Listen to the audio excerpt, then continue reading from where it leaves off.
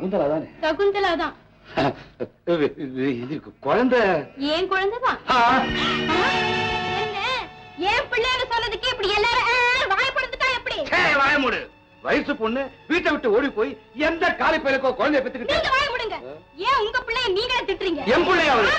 ஏன் பிள்ளைக்கு தகப்பு உங்க பிள்ளைதான். என்னங்க என்னங்க இது? இந்த பொண்ணு என்னமோ சொல்றாளே. இந்த பொண்ணு என்னமோ சொல்றாளே. என்னங்க என்ன? ஏன் தலை விழுந்து நிக்கிறீங்க? நிமிருங்க அப்படி. சொல்லுங்க, யார் இந்த குழந்தைக்கு தகப்பு? சொல்லுடா. நான் பாப்பா.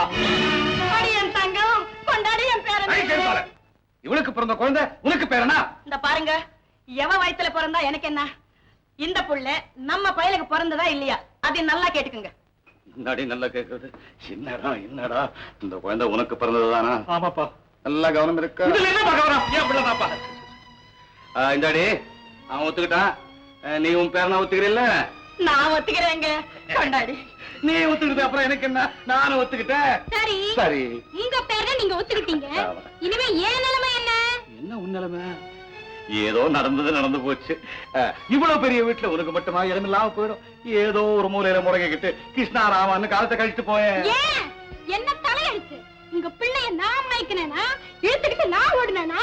இல்லாத கதையெல்லாம் சொல்லி என்ன கெடுத்து இந்த குழந்தைக்கு தாயாக்கி கொண்டு வந்து நிறுத்திருக்காரு. நான் இதுக்கு மூலையில போய் முழுங்கி கிடக்கணும். நடு வீட்டுல உட்காந்து 4 பேரை கூப்பிட்டு நியாயம் பேசி. ஏமா சத்தம் போடுறேன்? வெளியே 4 பேர் இருக்கு. நாமே இருக்குமே 4 பேர். நம்ம உள்ள பேசி முடிச்சுக்கோம். என்ன ஒண்ணு சொல்லு. என்ன உனக்கு கேட்டு வாங்கிக்க. எனக்கு வேண்டியதை நான் உங்ககிட்ட கேட்டு வாங்கிக்கணுமா? இனிமே இந்த வீட்டுல யாரா இருந்தாலும் சரி, எவரா இருந்தாலும் சரி, திங்கிற சோறுல இருந்து கட்ட துணி வரைக்கும் ஏங்கிட்டவன் கேட்டு வாங்கி ஆகணும். என்ன நீ ரொம்ப ஓவரா போற? மத்தவங்க எல்லாம் சரி, நான் பரம்பரை பணக்காரன். நானும் உங்ககிட்ட சோறும் துணியும் கேட்டு வாங்கிக்கணும். இதுல என்னமா நியாயம் இருக்கு? ஏன் நியாயம் இல்ல? ஏன் குழந்தைய உங்க பேர்ல ஏத்துக்கிட்டீங்கல்ல? ஏத்துக்கிட்டோம். பாட்ட சொத்து பேருக்கு தானே? சட்டப்படி அப்படிதான். அப்ப எடுங்க சாவிய. அதுக்குள்ள சாவி கொடுத்துடுமா? இப்போ நீங்க சாவியை எடுக்கல, தெரு தெருவா போய் குத்தல் போடுங்க. மேல போட்டு பேசுறேன். உங்க குடும்பமா எதுக்காக இவகிட்ட சாவி கொடுக்குறீங்க? என் பேரனை பெத்த தாய் இவதானம்மா. இவ தாயா? பெத்தவ தாய் தானே. என்ன பெத்தவ? தப்பு முறையில பெத்து விட்டு வந்து நிக்கிறா. இவ தாயா? இது இந்த உலகம் ஒப்புக்கொள்ளுமா? சட்டமா பேசுற சட்டம். ஒரு நாளாவது என் கருத்துக்கு நீ சம்மதிச்சிருந்தீங்கன்னா இவன் இன்னைக்கு இந்த வீட்டுக்கு மருமகளா வந்திருப்பாளா? நான் சம்மதிக்கலங்கிறதுக்காக என் கூட பிறந்த இவதான் உங்களுக்கு கிடைச்சாளா? இவதானடி சொன்னா எந்த டாக்டர் கிட்ட போய் சொல்லி. அதுக்கு அவசியம் இல்ல. நானும் ஆம்பளை தாங்கிறத நிரூபிக்கிறதுக்கு தான் அவளே எடுத்துட்டு போனேன். அப்படியா? இத கோர்ட்ல வந்து நிரூபிக்க பாப்போம். எதுக்காக? இப்ப நீ போறியா இல்லையா? நான் ஏன் போகணும்? எப்ப நீ கட்டின புருஷனை கோர்ட்டுக்கு இழுத்தையோ இனி நீ இந்த குடும்பத்தில் இருக்க லாய்க்கலாதவன். போக மாட்டேன். அப்பா,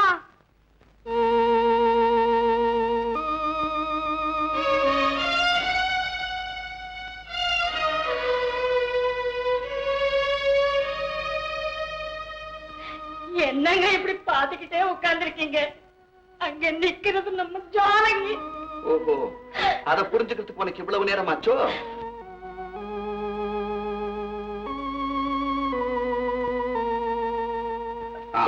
என்னம்மா, என்ன சமாச்சாரம்? அப்பா, சகுந்தலா என் வாழ்க்கையில நெருப்பள்ளி போட்டுட்டாப்பா. எப்படி? என் வீட்டுக்காரர் எப்படியோ மயக்கி ஒரு குழந்தைய பெத்துக்கிட்டு அங்க வந்து எல்லாரையும் அதிகாரம் பண்ணி என்ன விரட்டி விட்டுட்டாப்பா.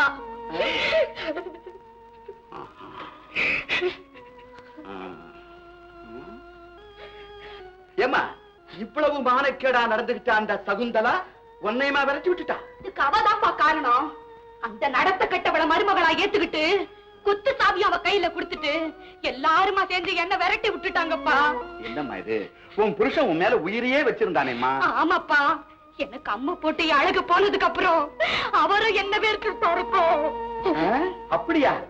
உன் மாமனார் இதையெல்லாம் பாத்துக்கிட்டு சும்மாவா இருந்தாரு? என்னப்பா ஒவ்வொருத்தரையா கேட்டுட்டு இருக்கீங்க? எல்லாருமா சேர்ந்துதான் என் கழுத்தை பிடிச்சு வெளியே தள்ளிட்டாங்க. கழுத்தை பிடிச்சு வெளியே தள்ளிட்டாங்க? ஆமாப்பா. என்ன கொடுமைம்மா இது? என்ன கொடுமை! அவங்க பணக்காரவங்க இல்லையா? அதனாலதான் கொஞ்சம் கூட இறக்கமே இல்லாம உன்னை கழுத்தை பிடிச்சு வெளியே தள்ளிட்டாங்க.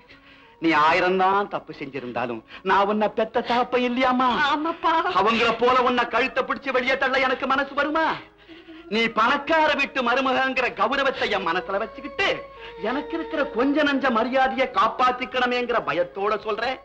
உனக்கு இந்த வீட்டுல இடமில்ல, போயிட்டு வா. என்னங்க என்னங்க என்ன என்னங்க?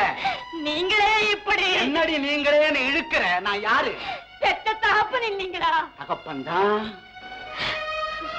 தகப்பன்தான். ஆனா நான் என்ன கலெக்டர் உத்தியோகமா பார்க்கிறேன்? நவ்வாலனாவுக்கு அர்ச்சனை சீட்டு விக்கிறவன் தானடி. தொழிலுக்கு தகுந்த புத்தியத்தானே என்கிட்ட எதிர்பார்க்கலாம். அர்ச்சனை சீட்டு விக்கிறவங்கிட்ட பாசத்தையும் பரிவையும் எதிர்பார்க்கிறது முட்டாள்தனம் இல்லையோ? என்னப்பா இது? எந்த நிலைமையில யாருகிட்ட யாரு எதை பத்தி சொல்லி காத்ததுங்கிற வரமுறை இல்லையா? சாமி இருப்பாரு, நீ போமா உள்ள. சொக்கலிங்கம், இந்த பெண்ணு அழைச்சுக்கு போறியா இல்லையா? அழைச்சுக்கலாம் சாமி. ஆனா அழைச்சுக்கிட்டதுக்கு அப்புறம் அதை வச்சு சௌகரியமா காப்பாத்த எனக்கு வசதி வேண்டாம். என்னப்பா பெரிய வசதி? இந்த பெண்ணுக்கு சோறு போட்டு துணி கொடுக்க உனக்கு வசதி இல்ல? சாமி, எல்லாம் தெரிஞ்ச நீங்களே இது தெரியாம பேசுறீங்களே, நான் உங்களுக்கு எப்படி சொல்றது? சாமி, அது என்ன உடம்பு தெரியுங்களா? ஏர் கண்டிஷன்லயே வளர்ந்து பழக்கப்பட்டு போன உடம்பு சாமி. இதான் வீட்டுல அடிக்கிற வெக்க அது மேல பட்டா அந்த பொன்னான சரீரம் வெந்து வெம்பி உருகி கருகி வீணா போயிடும் சாமி. ஒருத்தருக்கு நல்லது செய்ய முடியாம போனாலும் கெடுதல் செய்யக்கூடாதுன்னு நீங்களே தானே சாமி அடிக்கடி சொல்லுவீங்க. அதெல்லாம் சரிதான்ப்பா. இப்ப உன் மகளை அழைச்சுக்கு போறியா இல்லையா? மன்னிக்கணும் சாமி, உங்க வார்த்தையை நான் மறுத்து பேசதான் நினைக்க கூடாது. என்னால சமாளிக்க முடியாது. நான் ஏழை, என்ன விட்டு. அவ்வளவுதானே? சரி, இப்ப நம்ம வீட்டுக்கு போலாம். ஏம்மா, நானும் உனக்கு தகப்ப மாதிரி தானே. போமா, பாத்துக்கலாம். ஓ ஓ.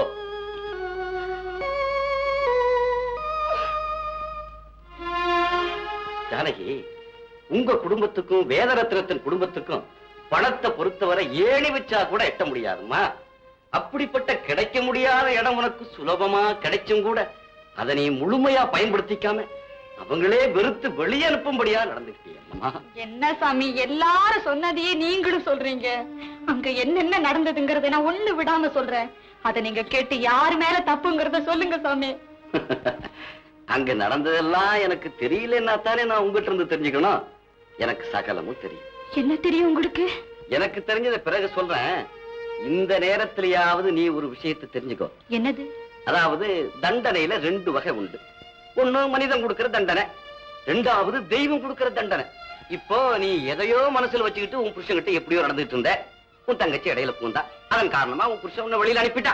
இது மனிதன் கொடுத்த தண்டனை. நாம முயற்சி பண்ணினா இதை மாத்திர முடியும். ஆனா எந்த அழகை உன் வாழ்க்கையின் மூலதனமா வச்சிருந்தியோ அந்த அழகையே அம்மா போட்டு அம்பாள் கொண்டு போயிட்டா பாரு. இதுதான் தெய்வம் கொடுத்த தண்டனை.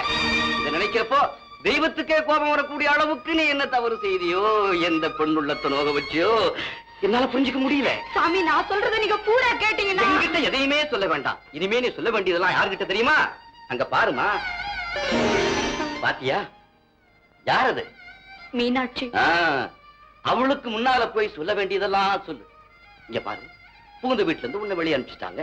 பிறந்த வீட்டுக்கு வந்த, அங்கேயும் உன் தகப்பன் வெளியே போக சொல்லிட்டான்ல. ஏன்? உன்னுடைய இந்த ஒரு பிறவிக்குத்தான் அவன் தகப்பன். பாசமா அவ்வளவுதான் இருக்கும். இவ இருக்காளே, நீ எடுக்கும் கோடான கோடி ஜென்மத்துக்கு இவதான் தாய். நாம என்னதான் கொடூரமான தவறு செய்தாலும் மன்னிக்க கூடிய இரக்க மனம் கொண்ட கருணை கடலம்மா. இவளுடைய கோபம்லாம் இது வரைக்கும் தெரியுமோ? நாம தவற உணர்ற வரைக்கும் தான்.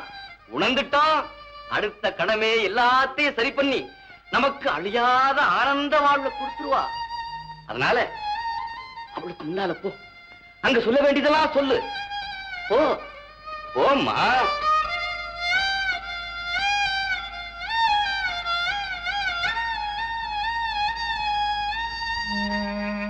வேதரத்னம், நீங்க இவ்வளவு பிடிவாதமா இருக்கிறது எனக்கு ஆச்சரியமா இருக்கு. சாமி, நீங்க என்ன வேணும்னாலும் சொல்லுங்க.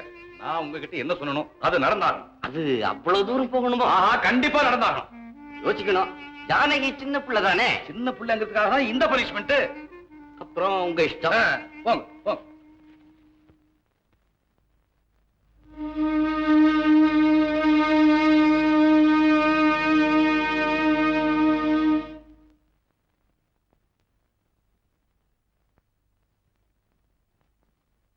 ஜானகி அம்மா,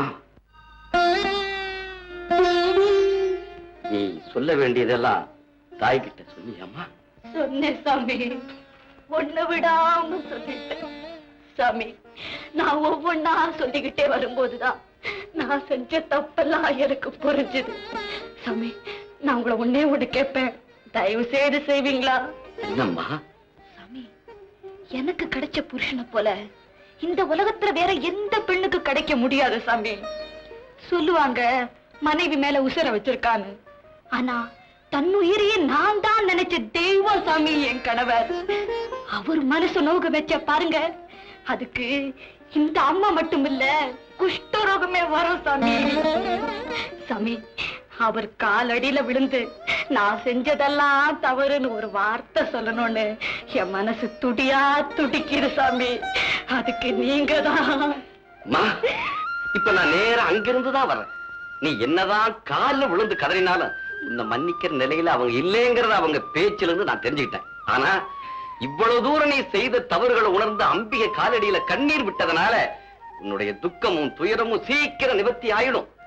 அதுக்கு நான் ஒரு கருவியா இருந்த ஒரு யோசனை சொல்றேன், அதன்படி நடக்க முடியுமா? சாமி, நீங்க என்ன சொன்னாலும் நான் செய்யறேன் சாமி.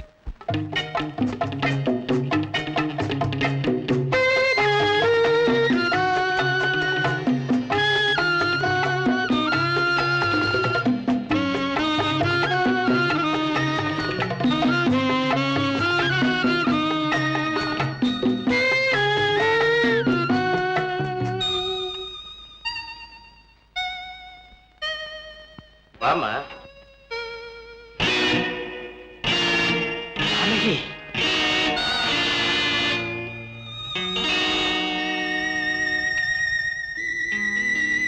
அந்த சமயக்கார சம்சாரத்துக்கு சமயக்கட்ட வந்து காபி குடிச்சிட்டு போக முடியலையோ, அந்த சமயக்காரனோட சரி சம்மா நாம நின்னு போட்டோ எடுத்துக்கணுமா?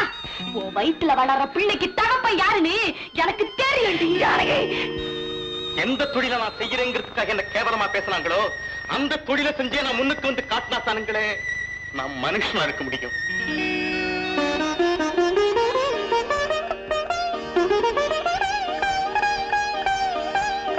ஜானகி,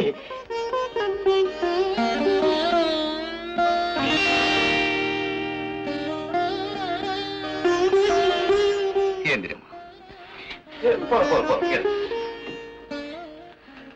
உன்னை எங்க கொண்டு வந்து யாரு காலில் விழ வைக்கணும்னு நினைச்சனோ அது நடந்து போச்சு. வாய்மா, அழைச்சிட்டு போ, வீட்டுக்கு அழைச்சிட்டு போ. நான் செஞ்சது தெரியுமா? நீ எதுக்காக இதெல்லாம் செஞ்சது நல்லா தெரியும். நான் சொல்லட்டுமா? பெண்களுக்கு அழகு கொஞ்ச நாளைக்கு தான். ஆண்கள் சிங்கம், இமயம், சூரியன் இப்படி எல்லாம் நினைச்சிட்டு தானே எப்படியோ நடந்துகிட்டு இருந்த.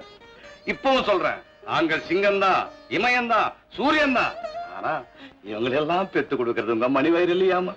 இப்ப தெரியுதா ஒரு பெண்ணுக்கு மதிப்பு எங்க இருக்குன்னு? ஒரு வாழை தனி வாழையா இருந்தா மதிப்பு இல்லம்மா, அதுக்கு அடிவாழை வேணும், அப்பதாம்மா அதுக்கு மதிப்பு. இப்ப புரியுதா?